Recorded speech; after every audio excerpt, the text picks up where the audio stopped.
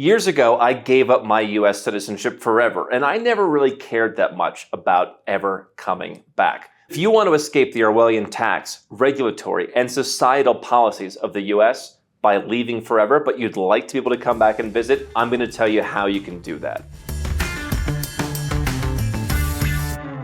And we're going to tell you everything that you need to know, from residence permits and citizenships to get, and how the US system works, and common misconceptions. But let me kind of give you the brief story first. I gave up US citizenship, having a couple of different passports. I've added a couple of since, and I'm sure I'll add a couple of more. My focus with that passport portfolio has been on personal freedom, options of places that I wanted to live.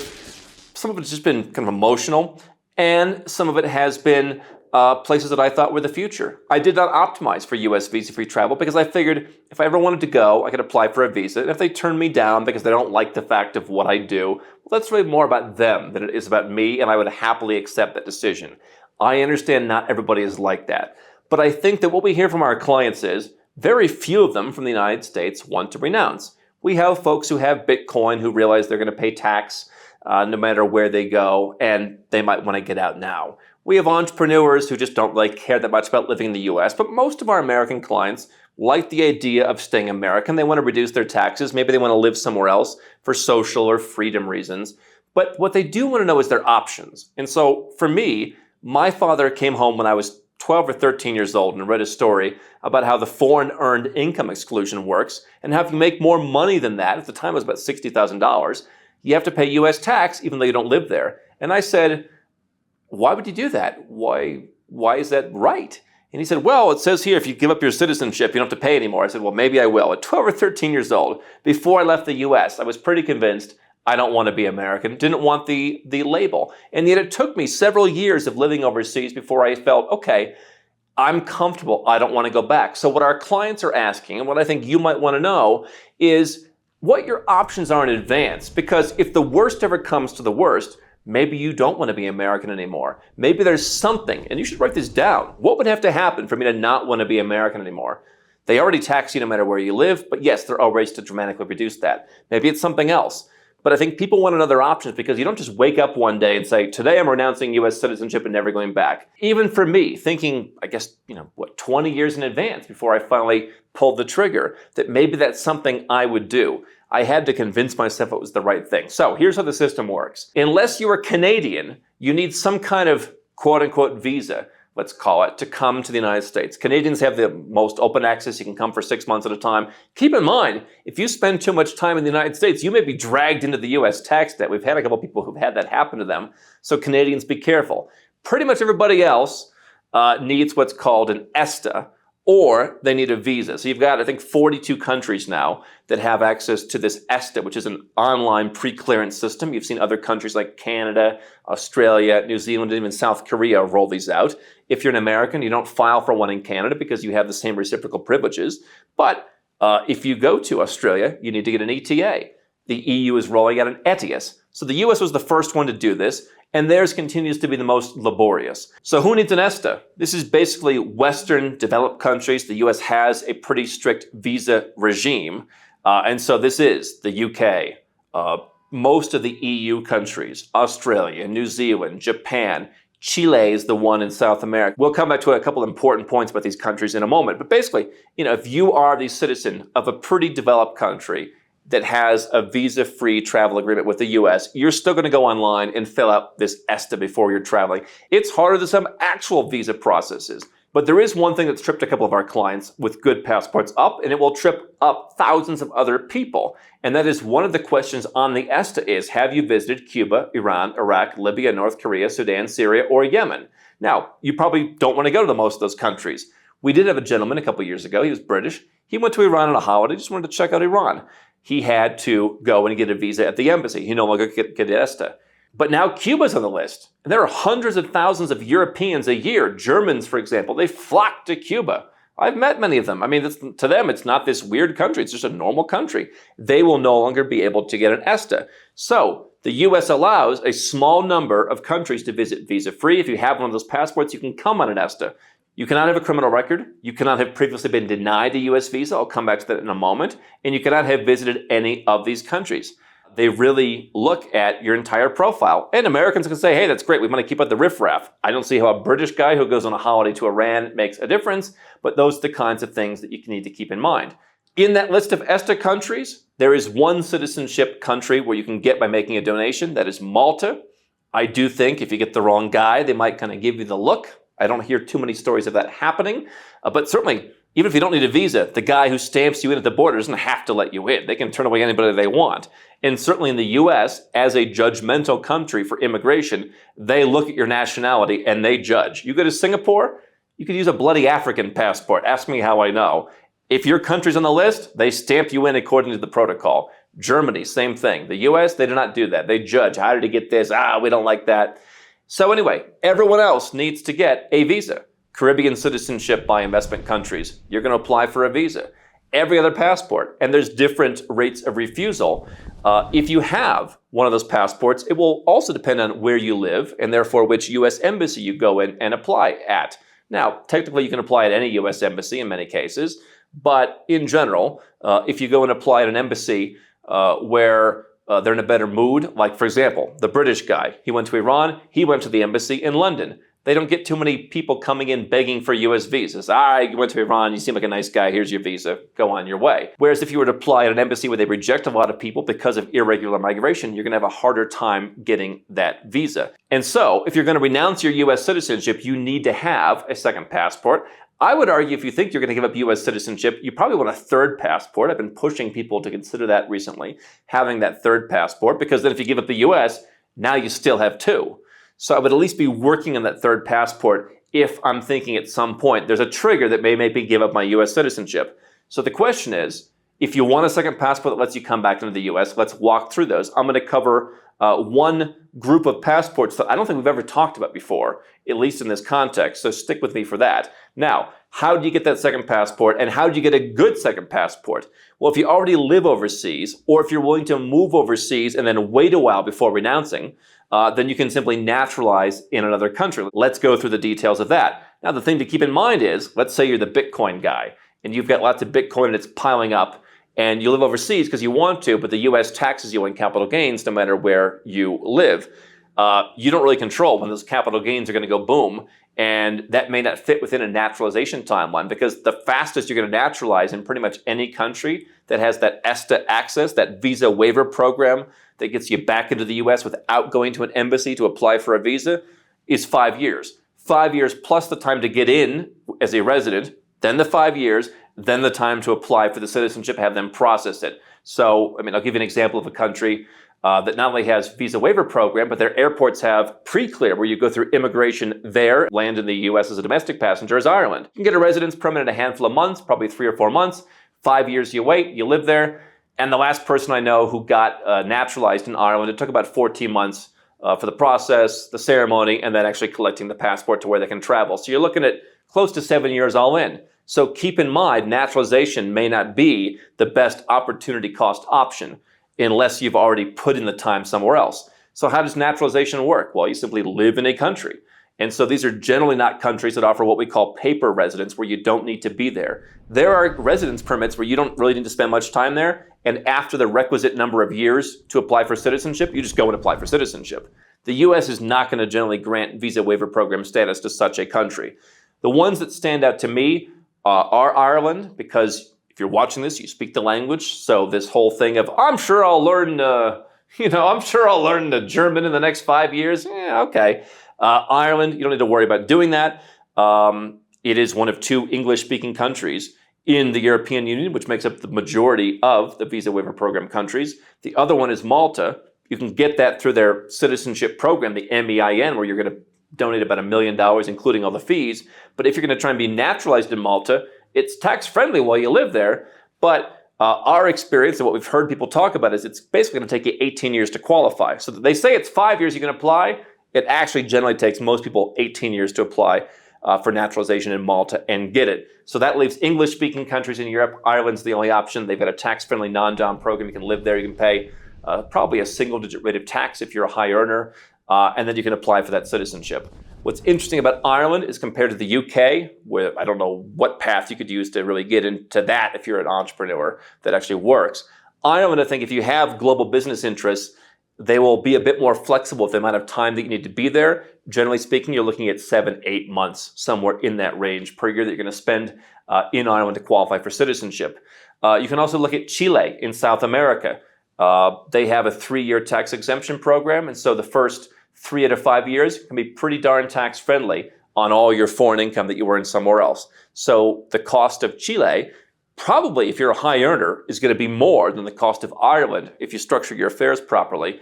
But if you prefer living in South America, if you want a passport that's further away, you're going to have to learn some Spanish to get that passport, but you can do so relatively tax-friendly depending on how high your income is in those 4th and 5th years you're living in Chile. Relatively straightforward residence permit in terms of just the time commitment to get it set up, and then you wait. So, probably equal time in Ireland and Chile. You're looking at a little bit under 7 years door to door to get that.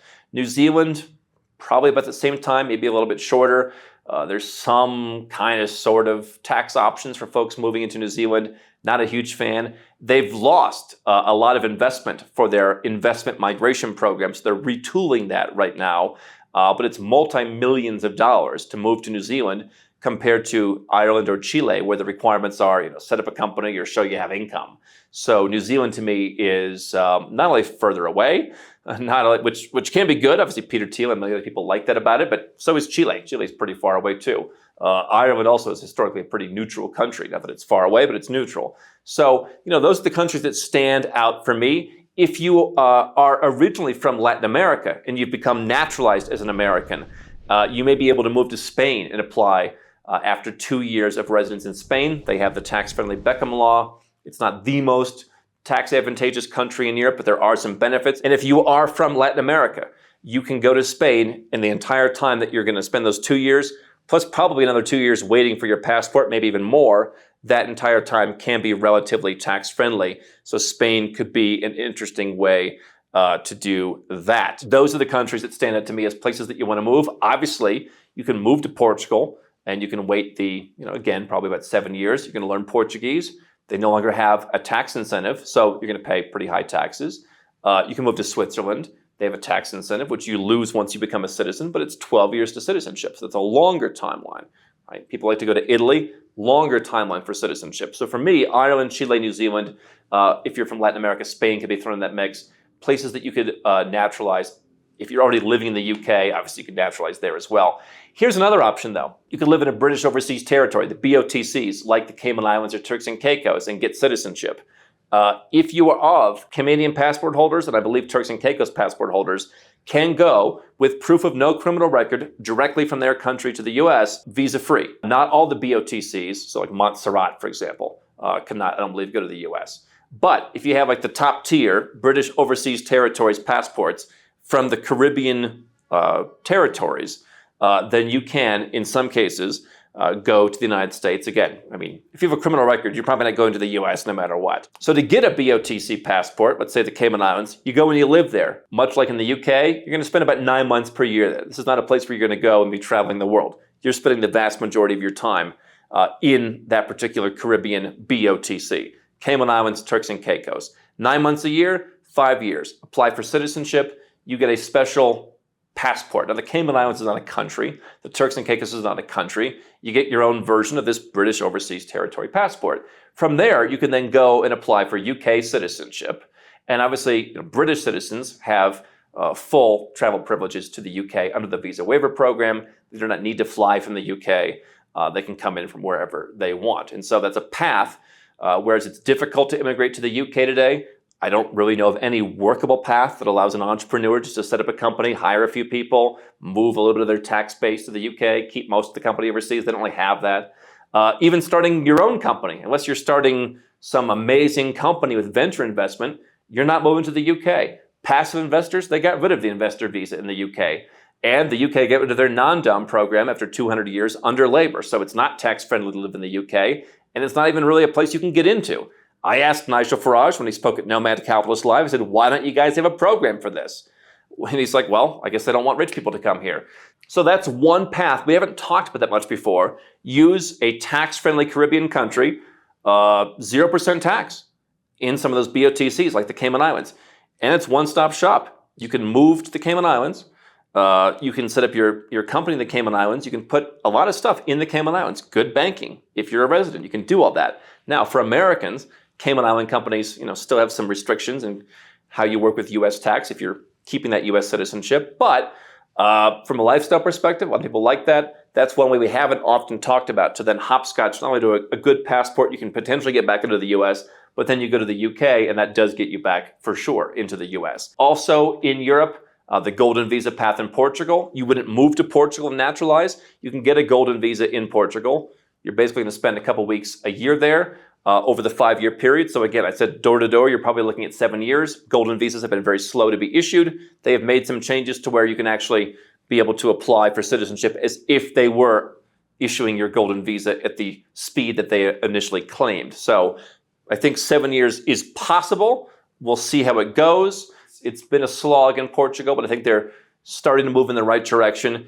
Get the golden visa. Don't live there. Don't become a tax resident. Live somewhere else. Stay in the US. Do whatever you want. You have that golden visa. The clock is ticking. Learn some Portuguese. Apply.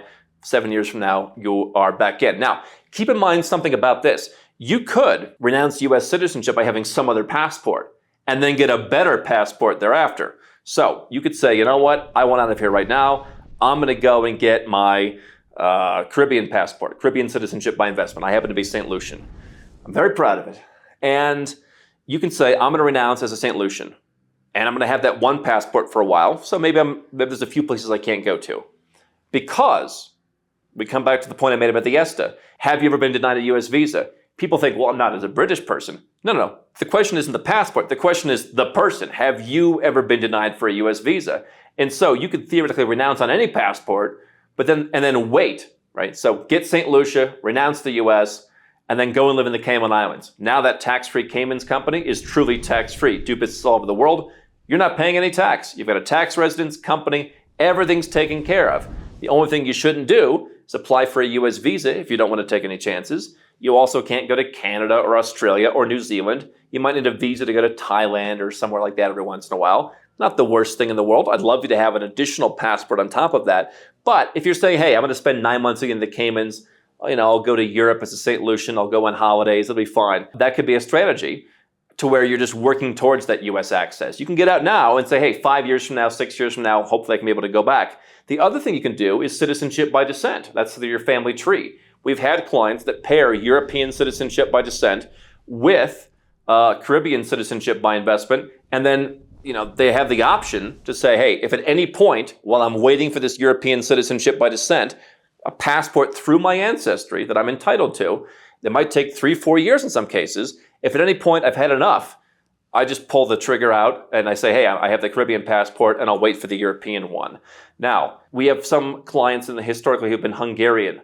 As of the last year, the US has said, if you're a Hungarian, you must be born in Hungary to be part of the visa-waiver program. They claim fraud in Hungary's passport or citizenship issuance.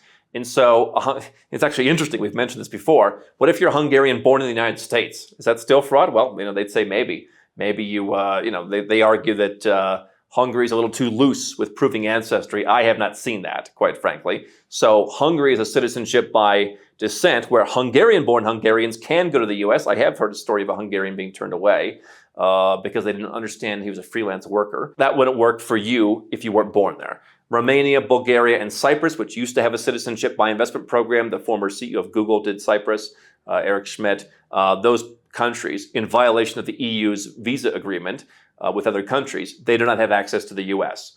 So Poland and Croatia recently got US access in recent years, but Romania, Bulgaria, Cyprus, no. So if you have those ethnicities, you're out, as well as Hungary because you weren't born there. Obviously, if you want to spend the most amount of money, Malta's MEIN program, you can pay close to $1 million. Obviously, if the euro is a little bit weaker, as it has been recently, then that might be a little bit lower. That's going to take you 18 months. You spend a couple weeks in Malta. That's all you have to do.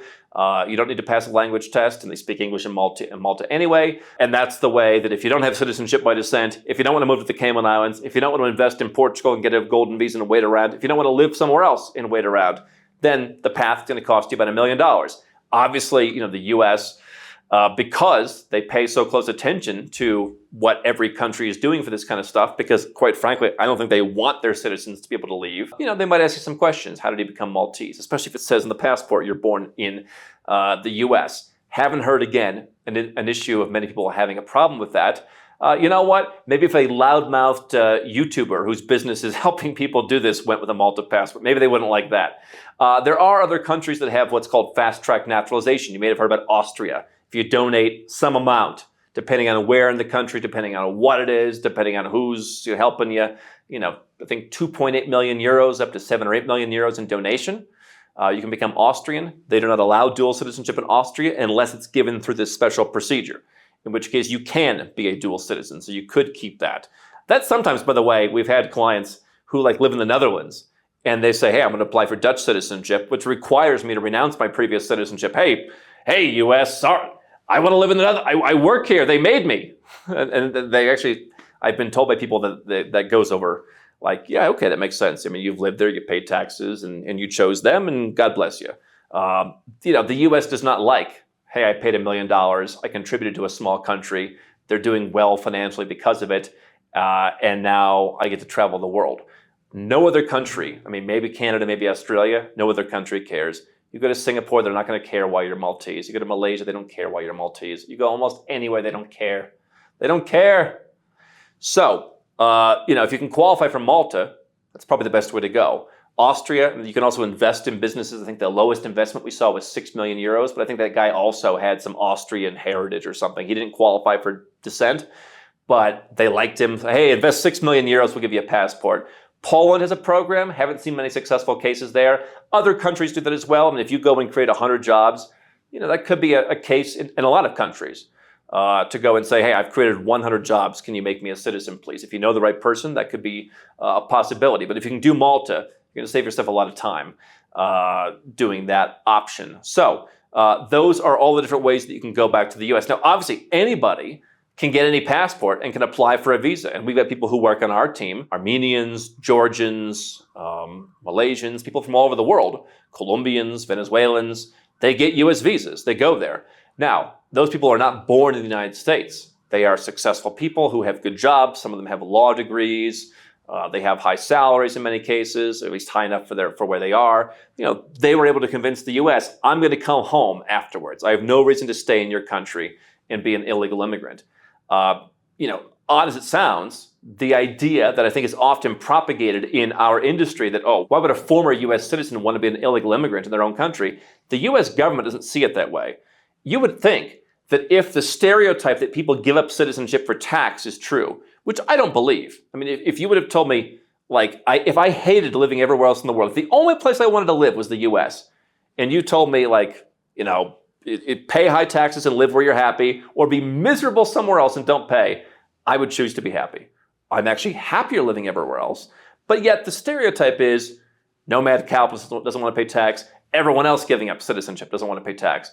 Well, if that was true, why would I want to go and spend too much time in the US and fall back into the US tax net with none of the benefits of citizenship, the passport to travel, none of that? Now, I think the US passport is increasingly toxic around the world. So it's, there's some good, there's some bad. But theoretically, Americans think the passport is the best, everybody wants it. I increasingly see around the world, people are telling me, I don't want a US passport. Safe it in at Nomad Capitalist Live. I don't want a Canadian passport. It's not worth it. But that's not what the US government, it's not what the State Department thinks. And so for me, the idea of getting a visa, plenty of people renounce they get visas, and some don't. And so that's the bigger risk. And so I think that the better the passport you have, the more it's connected to you in a genuine way, the more certainty that you have. I know people who are Swiss, who are British, who are Irish, and probably some more that I'm not thinking about right now, who've given it up and they go back, zero problems. Dutch guy gave it up because he was forced to become Dutch, zero problems. I think generally in those situations, the US is pretty chill. I know people who've gotten visas. I knew plenty of people in Poland that got US visas back when they needed one. They went there, they got through the checkpoint at the border faster than I did as a US citizen scanning that global entry thing.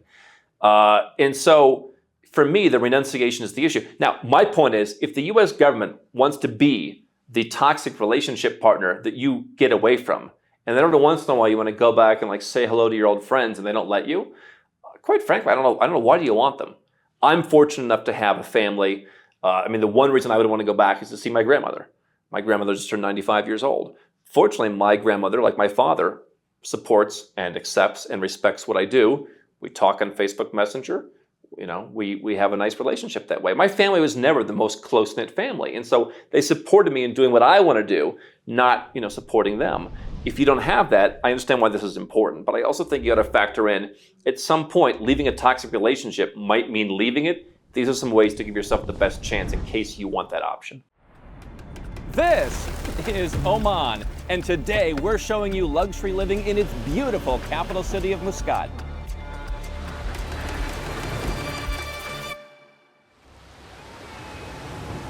Now we're going to show you one of the sexiest luxury villas here in Oman.